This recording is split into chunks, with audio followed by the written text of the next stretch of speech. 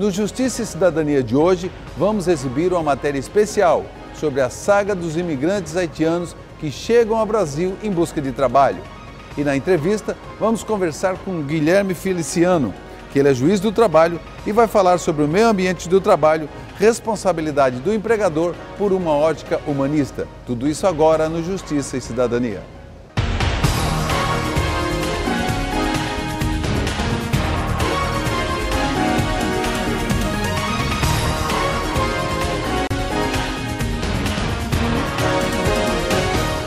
Milhares de imigrantes haitianos fazem de Brasileia, interior do Acre, a porta de entrada para o Brasil, em busca de uma vida melhor. Acompanhe uma reportagem especial com o jornalista Abidoró Cardoso e imagens de Alex Rocha. Centenas de acreanos e imigrantes de várias nacionalidades chegam ao Brasil pela fronteira com a Bolívia, na busca de trabalho. Enquanto aguardam a liberação dos chamados vistos humanitários, ficam abrigados na cidade acreana de Brasileia, em instalações precárias. A chegada de novas levas de imigrantes fez o governo do estado decretar situação de emergência social na região no início de abril, conseguindo assim chamar a atenção das autoridades brasileiras, decisiva para o envio de uma força-tarefa à região.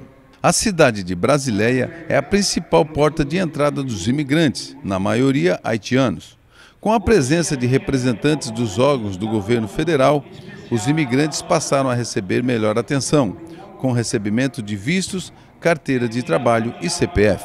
Atenta aos direitos dos trabalhadores e em comemoração aos 70 anos da CLT, a Justiça do Trabalho organizou no ginásio de esporte da cidade uma grande reunião para falar sobre os direitos básicos dos trabalhadores no Brasil e também alertou sobre riscos de aliciamento para frentes de trabalho análogos a de escravo. O representante da embaixada foi o intérprete da palestra e os imigrantes interagiram com o juiz Wadler Ferreira, titular da Vara do Trabalho de Epitaciolândia. Também preocupados com a situação, participaram os representantes da Ordem dos Advogados do Acre e da Associação Brasileira dos Advogados Trabalhistas, Prefeito de Brasileia e Ministério Público Estadual. A principal preocupação do magistrado é com o possível aliciamento desses imigrantes em frentes de trabalho com situação análoga de escravo. Nós estamos muito preocupados com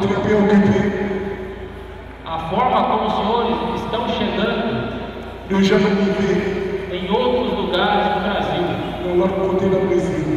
O empregador não pode cobrar dos senhores alimentação, hospedagem, transporte. Por isso, não acreditem em promessas que destoem, que fujam da realidade. Salários extremamente altos para que os senhores não se tornem trabalhadores escravos. Depois do evento no ginásio, os membros dos órgãos presentes visitaram o alojamento onde estão abrigados cerca de 900 imigrantes, a maioria homens. A administração do alojamento está a cargo do servidor público do governo do estado, Damião Borges, que fala à nossa equipe sobre a situação. A segunda informação que eu tenho é que a presidenta baixou uma resolução aí dizendo que agora o haitiano pode procurar qualquer embaixada do Brasil fora do país para não vir, para pegar seu visto de trabalho, para não vir na mão dos coiotes, porque eles gastam do Haiti aqui a média de 4, 5 mil dólares para chegar aqui, porque os coiotes tomam tudo deles. Então eles indo nas embaixadas e conseguir pegar o visto de trabalho, não precisa ele vir por aqui. Eles podem pegar o voo República Dominicana, São Paulo, Brasília direto, que eles vão diminuir mais de 70% desse valor que eles estão dando para os coiotes. Porque a realidade é que nós estamos alimentando a rede dos coiotes, que é um absurdo. Já passou essa média por aqui, por Brasileia, mas por Tabatinga, Amazonas, segundo a informação, que passou mais de 7 mil também. Então vamos botar aí a base de uns 14 mil haitianos na mão dos coiotes. Quanto não ganharam? Né? Então, segundo a informação que nós estamos sabendo, que a partir de agora, o haitiano pode chegar na embaixada do Haiti ou na embaixada da República Dominicana e pedir o visto e entrar legal, para que não tenha mais esse problema de vir por aqui sofrendo na mão das pessoas que vivem desse comércio ilegal. No Acre, desde 2010, já foram instalados cerca de 6 abrigos como esse para hospedar imigrantes vindos de diversos países, em especial do Haiti. Hoje, a maior preocupação do governo brasileiro é estancar o fluxo migratório pelas principais portas de entradas do país, por onde já passaram cerca de 7 mil imigrantes nos últimos 2 anos. Este imigrante, sem dinheiro para seguir viagem, fala das dificuldades enfrentadas, em especial no Peru, onde acabam deixando boa parte do dinheiro que trazem para as suas despesas. Outra grande preocupação é a falta de medidas de controle sanitário na fronteira. O próprio governo haitiano tem pressa em resolver o problema, pois vem sofrendo com desastres naturais e precisa dar atenção ao seu povo, diz o representante da Embaixada Haitiana no Brasil. Nós temos que ter uma política de divulgação. Divulgação para falar com o povo, explicar a eles que tem que seguir a lei, a determinação do Brasil, cada país tem lei e tem que ir na Embaixada do Brasil lá no Haiti para fazer o pedido de visto. Isso é a forma mais normal, a forma mais de segurança para eles, porque isso vai determinar a ida deles lá no outro país, no Brasil, para eles gastar menos e quando chegar aqui com o dinheiro no bolso. No alojamento, os imigrantes recebem 3 refeições por dia. Filas enormes se formam na hora do café, almoço e no jantar. São cerca de 2.600 refeições diárias. Acompanhamos a chegada e distribuição dos marmitex, a quem conhece bem o caminho da fila, espremidos por entre os bancos e mesas de madeira. Aos poucos, vão sentando e com colheres confeccionadas com a tampa da própria marmita, se alimentam.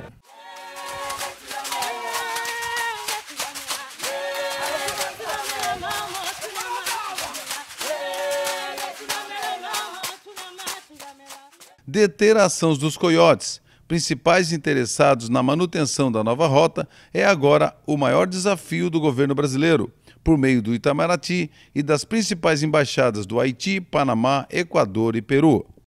Nós temos que agora fazer um contraparte, divulgar em todos os meios de comunicação, comunicações lá no Haiti, televisão, a rádio, é isso que o povo mais ouve, e para tentar sensibilizar eles e também para que eles possam seguir o caminho certo para vir aqui antes de viajar. O administrador do alojamento admite: a maioria dos haitianos é atraída para o Brasil pela falsa propaganda feita pelos coiotes. O imigrante tem, em média, baixa escolaridade e muitos venderam a própria casa de morar para pagar até $3.000 americanos aos coiotes no trajeto da rota haitiana. Não tenho dúvida que 50% não sai daqui porque não tem dinheiro para sair. Porque eles deixaram tudo no Equador, no Peru e na Bolívia. Então nas mãos dos coiotes. Eles me falam que gasta $2.000 na mão dos coiotes. De Maldonado aqui, que é uma cidade que tem dentro do Peru, que está a 341 quilômetros, há 2 meses atrás eles me falavam que gastavam $500 para chegar aqui na mão dos coiotes. Quando você ir como cidadão comum, vamos dizer assim, que eles também são cidadão, mas eu me refiro no sentido que você vai como turista, você paga R$70. Na rodoviária internacional de Rio Branco, encontramos um pequeno grupo de haitianos que já estava de passagem comprada para São Paulo, na esperança de trabalho e depois mandar dinheiro para a família que ficou no país de origem. São pessoas bastante esclarecidas e educadas. Vem aqui no balcão de informação do Herbetrans a procura de informação sobre os banheiros, os lugares turísticos que a cidade tem para oferecê-los e a respeito das passagens, dos lugares que eles vão viajar.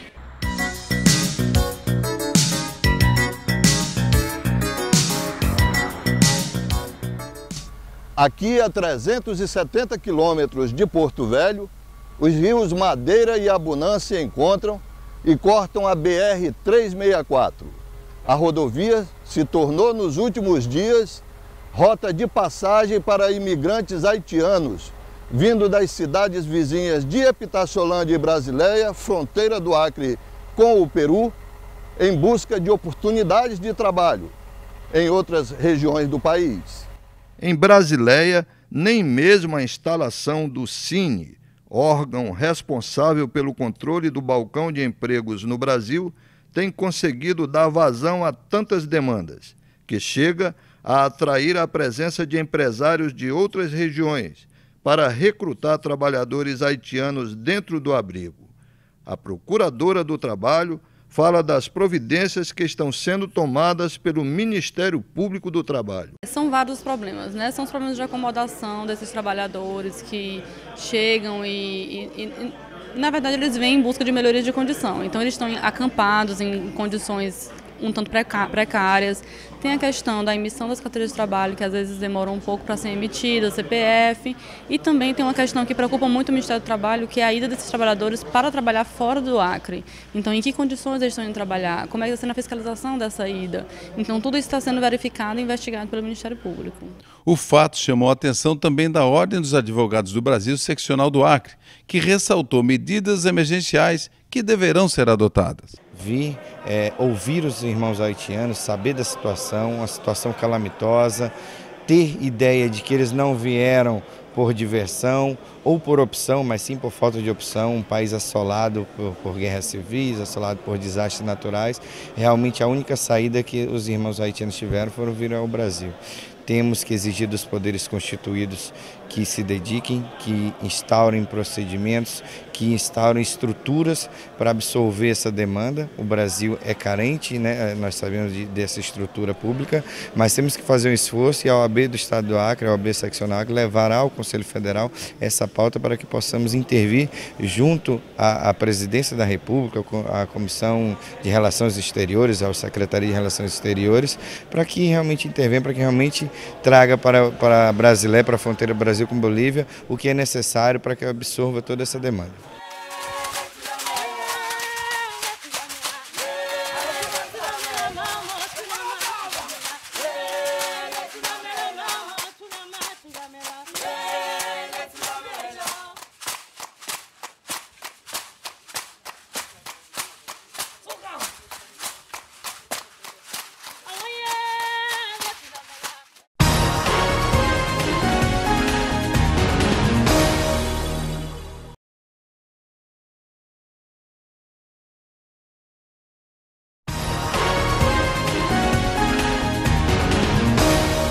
Vou entrevistar agora o Dr. Guilherme Guimarães Feliciano, que ele é juiz do trabalho da primeira vara do trabalho de Taubaté, São Paulo, e professor da USP, que falou sobre meio ambiente de trabalho.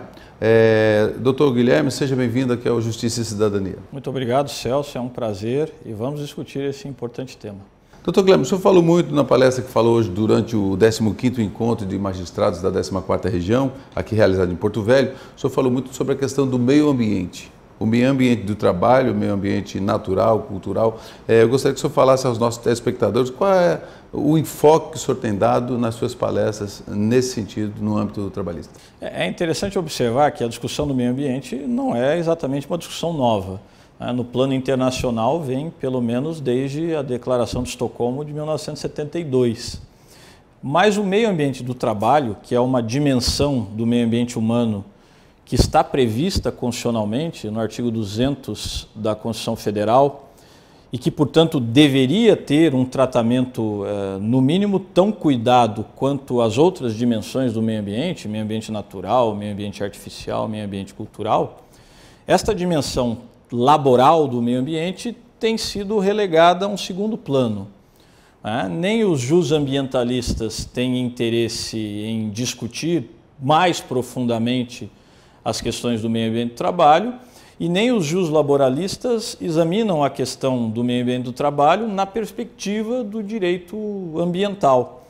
A proposta que eu tenho feito é que, obviamente, ressalvadas as distinções e as características próprias da questão laborambiental do meio ambiente do trabalho, os grandes princípios, os princípios gerais que informam o direito ambiental como um todo, têm de se aplicar ao meio ambiente do trabalho também.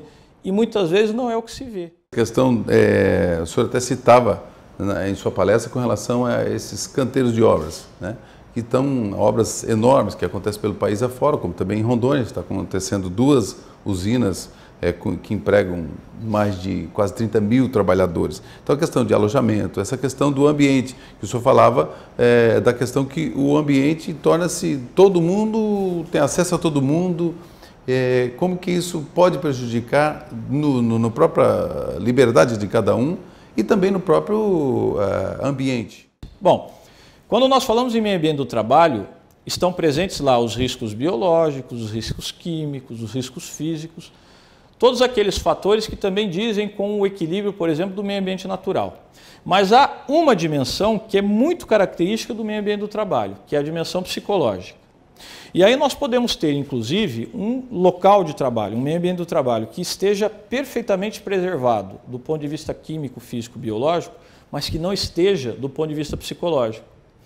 Este exemplo que você dá dos grandes canteiros de obra, dos grandes alojamentos, trabalhadores que então são obrigados a dormir em condições que não são as mais adequadas, muitas vezes poucos banheiros, ou levando inclusive a necessidade de ter de fazer suas necessidades fisiológicas no campo, na relva, no mato, banheiros coletivos, os dormitórios devassados, né? Então trabalhadores que dormem todos juntos, não têm privacidade.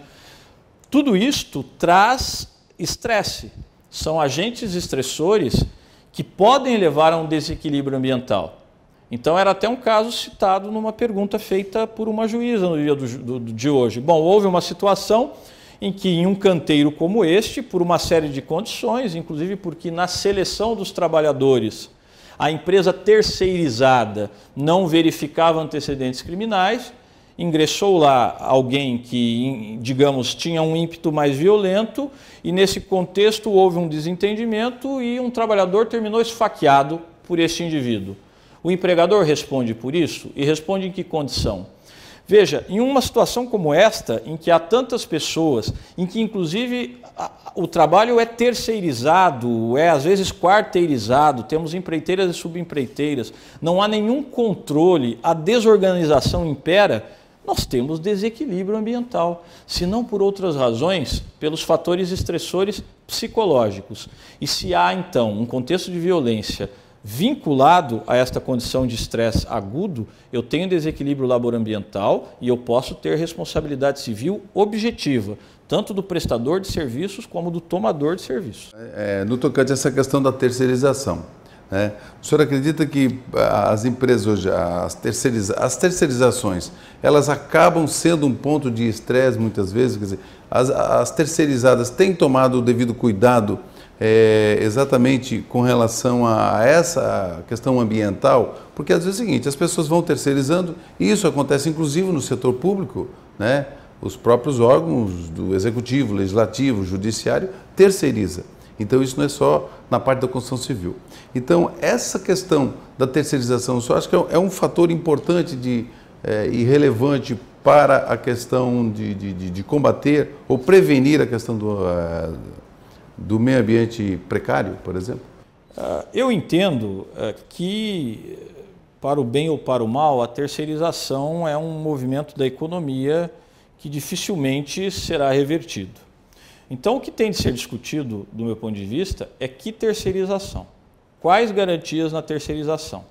E este é o grande mal do modo como a terceirização tem sido utilizada no empresariado brasileiro.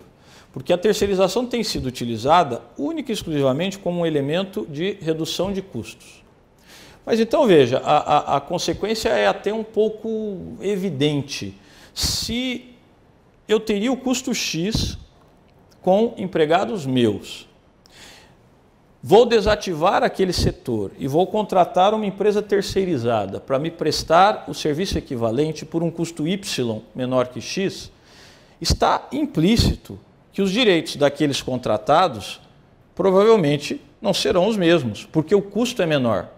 Então, as empresas de terceirização, as que prestam esse serviço, elas se especializam em descobrir maneiras de oferecer uma mão de obra mais barata, baratear mão de obra. Quanto mais barata a mão de obra, mais competitiva ela é no mercado. Isso é terrível, porque se economiza onde? Na segurança do trabalho, na higiene e na saúde do trabalho, nos próprios direitos sociais, então horas essas que não se pagam, etc, etc. É claro que a terceirização nesse sentido aponta para a precarização e prejudica inclusive a sanidade do meio ambiente laboral. Em muitos casos não conclui a obra, né? Como algumas obras que a gente vê, não só em Rondônia, mas sim, pelo país afora, que sim, acaba precarizando, acaba aviltando aquela questão de condição e valores a serem pagos aos trabalhadores e... Aliás, as grandes empreiteiras deveriam observar isso com mais cuidado, porque no final das contas, e a tendência da jurisprudência é essa, quem vai responder são eles. O custo final de tudo isto, dessas externalidades geradas, o custo final vai ser do tomador. Então, conviria ao empregador pensar se convém utilizar insistentemente esse tipo de estratégia. Algo que se faz muito em São Paulo, que é a área onde eu judico, é exatamente grandes empreiteiras contratarem subempreiteiras, às vezes pequenas, que vêm de outras unidades da federação. Fazem o trabalho, contratam os trabalhadores e depois desaparecem, muitas vezes sem pagar os direitos rescisórios, etc. Aí vem aquela enormidade de ações judiciais na Justiça do Trabalho. Quem pagará por isso? E às vezes com multas, indenizações, etc. O tomador. Do que compensou no final das contas esta redução de custos na origem? É bom que se pense isso, às vezes até economicamente não compensa. E a Justiça do Trabalho tem tentado impingir indenizações exatamente para que esse tipo de precarização não compense. Vamos a um breve intervalo e a gente já volta. Eu estou conversando com o Dr. Guilherme Guimarães Feliciano, que é juiz titular da primeira vara do trabalho de Taubaté e professor da USP. A gente volta já já.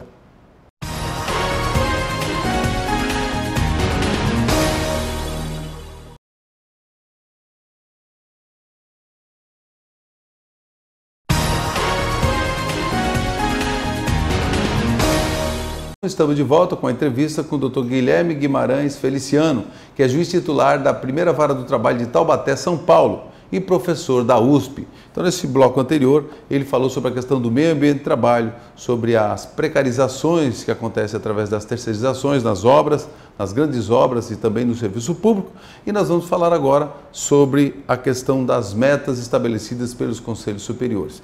Doutor Guilherme, com relação... E tem algum reflexo hoje em termos de estresse ou em termos de algum reflexo na questão ambiental? Eu digo aí dentro dos órgãos do Poder Judiciário, do Serviço Público, com relação a essas metas estabelecidas pelos conselhos superiores? Com certeza. Esta questão foi até objeto também de uma das indagações e me permito repetir aqui o que disse lá.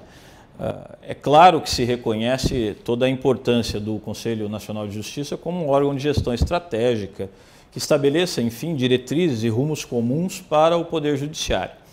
A ideia de estabelecer metas, parece-me, deve ser vista nesse contexto. Mas metas não podem ser fins em si mesmos. Metas são instrumentos para uma gestão. E o problema é que, a meu ver, pelo menos em alguns períodos, esta, digamos, obsessão por se estabelecer uma meta numérica para a prestação jurisdicional não levou ao resultado mais adequado. Há uma pelo que você falou, Celso, realmente o fator estressor é imenso. E quanto maior o volume processual que o juiz tem na sua unidade, a depender inclusive do legado que ele tem, porque muitas vezes este não é um problema atual, nas execuções sobretudo, estes processos vêm já de outros tempos, Se associa a isso uma série de metas que ele deve vencer, e se não as vence, a Corregedoria exige dele relatórios. E então, além dos trabalhos próprios da jurisdição que ele tem de fazer, as audiências e os julgamentos, agora ele tem de fazer também relatórios. E depois, porque não faz os relatórios, outros relatórios. E no final disso, eventualmente um processo administrativo, obviamente que não se pode esperar neste contexto a melhor solução. É o que na iniciativa privada se chama gestão por estresse.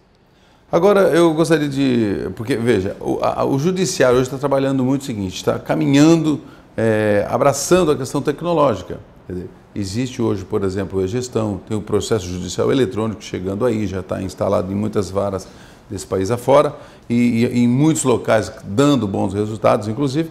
Agora, como o senhor vê, quer dizer, a questão do e-gestão, da Justiça do Trabalho mais específico, o processo judicial eletrônico, essa tecnologia, ela não vem no sentido de melhorar o tempo, tanto para o jurisdicionado, quanto também para o próprio tempo do magistrado e também dos servidores?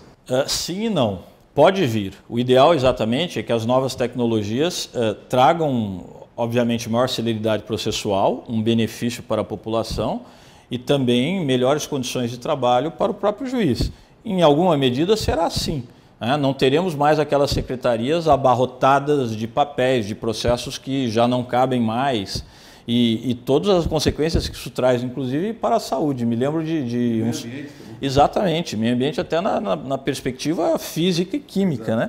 Me lembro de uma servidora em uma das unidades nas quais eu trabalhei que chegou a desenvolver alergia a papel. Tal era a intensidade com que ela se submetia a isto, trabalhando com arquivo morto, etc. O fato é que o processo judicial eletrônico, a informatização, tende a vencer esta dificuldade. Haverá, digamos, um ambiente de trabalho no serviço público judiciário mais limpo e, portanto, mais agradável. Mas é preciso que outros aspectos sejam considerados. Por exemplo, no caso específico do processo judicial eletrônico, o juiz agora já não tem mais, nessas unidades que estão completamente informatizadas, uma atividade que envolve examinar a tela do computador, digitar, examinar os autos, folhear e, portanto, modificar os movimentos e os focos de atenção. Com o PJE terá duas telas, ele tem duas telas e basicamente verá os autos, os documentos, as peças em uma, trabalhará na outra somente com o teclado. O tempo todo nesta situação. Qual pode ser o impacto disso para a saúde do juiz? Não sei se esse é um aspecto que foi devidamente estudado. Eu, pelo menos, não tive uma leitura mais intensa a respeito de eventuais trabalhos que tenham sido elaborados como requisito prévio para esta instalação do PJE em todo o país. E este é um aspecto importante. É claro que em 1 ano, 2 anos, 3 anos, o efeito talvez não seja grande, mas e em 35 anos? O juiz novo que começa a trabalhar em uma vara informatizada e se aposentará nela. Qual será o efeito disso para a sua saúde? Outra coisa, o PJE, ele elimina o que nós chamávamos de tempo morto do processo. Excelente. Do ponto de vista da celeridade é excelente. Mas e do ponto de vista de quem tem de pensar o processo e dar as decisões, etc. Isso não terminará representando mais trabalho? E nesse contexto, então, se poderá exigir, paralelamente a isto, mais números, mais decisões no processo e mais números no contexto total, mais processos e mais atos intraprocessuais na mesma unidade de tempo? Novamente, o elemento estressor. É claro que a celeridade processual é um valor constitucional e tem de ser perseguido, mas o Poder Judiciário, o serviço judiciário, a função jurisdicional não pode ser vista numa perspectiva eminentemente fordista. Há um lado humano que tem de ser considerado para cá, no sentido de preservar o juiz como trabalhador, como pessoa, e do lado de lá, no sentido de perceber que o que o cidadão quer, antes mesmo de uma solução, é uma solução justa. E celeridade sem justiça não é judiciário. Quero agradecer aqui a sua participação no programa Justiça e Cidadania. Eu conversei com o Dr. Guilherme Guimarães Feliciano, que é juiz titular da primeira vara do trabalho de Taubaté, São Paulo, do TRT da 15ª região.